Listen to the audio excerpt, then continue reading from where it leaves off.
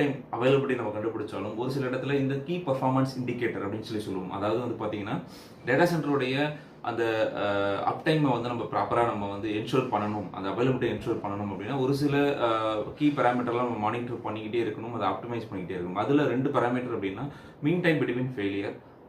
First ஒன்று mean time between failure, second time mean time to repair. So mean time between failure அப்படின்னா ஒரு எக்யூப்மெண்ட்டில் ஏதாவது ஒரு விஷயம் நடக்குது அப்படின்னா எந்த ஃப்ரீக்வெண்ட்டில் நடக்குது அப்படின்றத அனலைஸ் பண்ணி நம்ம அட்ரஸ் பண்ணணும். அதுக்கு பேர் தான் வந்து பார்த்தீங்க அப்படின்னா மீன் டைம் பிட்வீன் ஃபெயிலியர்.